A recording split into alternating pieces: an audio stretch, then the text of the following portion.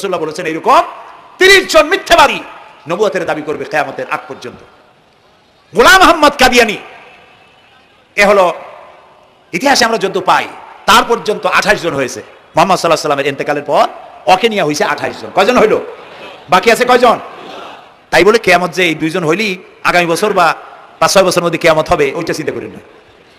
এই পৃথিবীতে একটা লোক আল্লাহ শব্দ উচ্চারণ করার যদি থাকে কিয়ামত সে পর্যন্ত হবে না।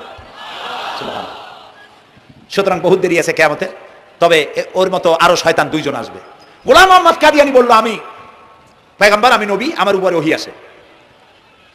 তো তার সঙ্গে ওই যুগের বড় আলেম মাওলানা আতাউল্লাহ শাহ বুখারী রাহমাতুল্লাহ আলাইহি তিনি বললেন, আচ্ছা তুমি যে নবুয়তের দাবি করো এই শক্তি তুমি পাও কই?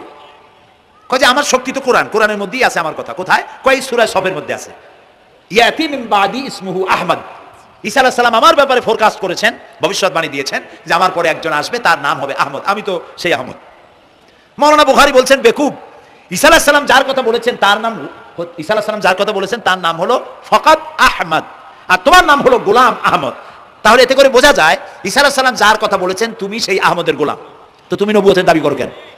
গোলাম আহমদ কয় যে হুজুর আমার নামের আগে গোলাম বৈশা একটু সমস্যা হয়েছে, ঠিক তো গোলামটারে যদি বাদ দেই তাহলে তো আর আপনি আপত্তি করতে পারেন না আমি আহমদ থাকি আর আপনি আমার উম্মত হয়ে যান। আমি আমার কথা ঈসা আলাইহিস সালাম বলেছেন। মাওলানা বুখারী বলছেন দেখো তোমার ফতোয়া অনুযায়ী তুমি বলছো নামের প্রথম অংশ বাদ দিয়া শেষের অংশ নিয়ে তোমার উপর ঈমান আনতে, তাহলে আমি আমার নাম আতা আল্লাহ, তোমার ফতোয়া অনুযায়ী আমার নামের প্রথম অংশ বাদ দিলাম, আতা গেছে, থাকছে আল্লাহ। আর আল্লাহ হয়ে বলছি তোর মতো গাধারে আমি নবুয়ত দেই নেই। এরপর এই শয়তানের মউত হলো কোথায়? বলেন কোথায়? পায়খানার ভিতরে। এই কাদিয়ানীরা, গোলাম আহমদ কাদিয়ানী কাফের, ওরে যারা নবী বলে মানে তারাও কাফের।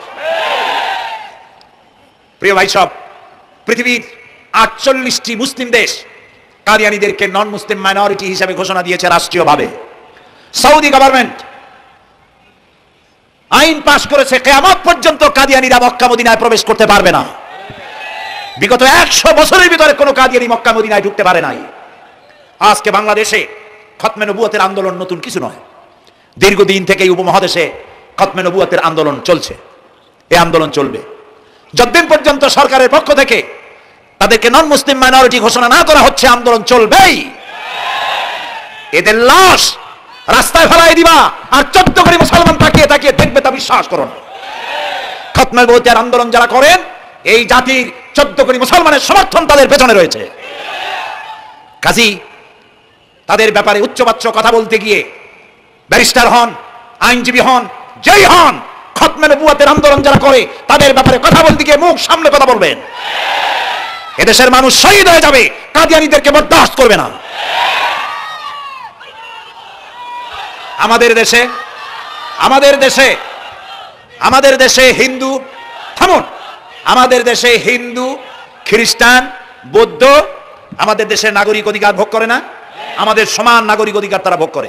কাদিয়ানীরাও হিন্দু খ্রিস্টানদের মতো নন মুসলিম মাইনরিটি হিসেবে এদেশে বসবাস করে নাগরিক সুবিধা ভোগ করবেন, কোনো অসুবিধা নাই। কিন্তু আপনি মুসলমান বলে দাবি করবেন না, শেষ নবী মানবেন না, আমরা এই ব্যাপারে কিয়ামত পর্যন্ত আপোষ করব না। কেবলমাত্র মূর্খ, দালাল, হারামখোর তারা এই কাদিয়ানীদের পক্ষ অবলম্বন করতে পারে, ইমানদারেরা পারে না। কাদিয়ানীরা যে সব মসজিদ তৈরি করে এগুলি মসজিদ নয়, এগুলি উপাসনালয়। হিন্দুদের মন্দিরকে যেভাবে আমরা সম্মান করি ওদের উপাসনালয়কেও সম্মান করি। কিন্তু কাদিয়ানীরা যতদিন মুসলমান নামের পরিচয় দিতে থাকবেন, আমরা আমাদের অধিকার আদায়ের জন্য সুশৃঙ্খলভাবে গণতান্ত্রিক পদ্ধতিতে আমরা এই অধিকার আদায়ের চেষ্টা করব। খতমে নবুয়তের আন্দোলন কোনো রাজনৈতিক আন্দোলন নয়, এটি আমাদের ইমানের আন্দোলন। যারা আন্দোলন করতেছেন তারা আমাদের ফরজে কিফায়ার দায়িত্ব পালন করছেন। প্রিয় ভাই সব, রাসূলের প্রতি ঈমান আনতে হলে এরকম ঈমান আনতে হবে, তারপরে আর কোনো নবী আসবে না। তারপরে কথা হলো তাকে অনুসরণ করতে হবে পায়ের নখকাটা থেকে শুরু করে মাথার চুল পর্যন্ত, জীবনের সব ক্ষেত্রে রাসূলের অনুসরণ করতে হবে। তিনি সেনাপতি ছিলেন, শ্রমিক ছিলেন, পিতা ছিলেন, নানা ছিলেন, স্বামী ছিলেন, ঠিক না? তিনি রাষ্ট্রপ্রধানও ছিলেন। আজকে যারা ধর্ম আর রাজনীতি আলাদা করেন তারা মুনাফিক, মুসলমান নয়, তারা কি? মুনাফিক। এই জন্য আমাদেরকে মনে রাখতে হবে নবী করিম সাল্লাল্লাহু আলাইহি ওয়াসাল্লাম রাষ্ট্র পরিচালনা করেছেন। যারা ধর্ম আর রাজনীতি আলাদা করে তারা মুসলমান হিসাবে আল্লাহর কাছে পরিচিত হতে পারবেন না। প্রিয় ভাই সব, নবীজি মক্কা থেকে মদিনা এলেন, মদিনা এসে রাষ্ট্রপ্রধানের দায়িত্ব পালন করলেন। আজ তিনি রাষ্ট্রপ্রধান, কোরআন হলো সংবিধান, কোরআনের আইন চালু করে দিলেন। চুরি বন্ধ হলো, ডাকাতি বন্ধ হলো, জেনা ব্যভিচার বন্ধ হয়ে গেল, মানুষ দরজা খুলে ঘুমাবার সুযোগ পেল।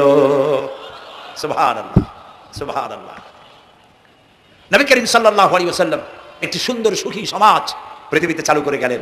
আজ আমাদের ভাগ্য যদি খুলতে হয়, রাসূলের অনুসরণ করি আমাদেরকে রাষ্ট্র পরিচালনা করতে হবে। ইসলাম সন্ত্রাসকে প্রশ্রয় দেয় না, ঠিক না ভাই?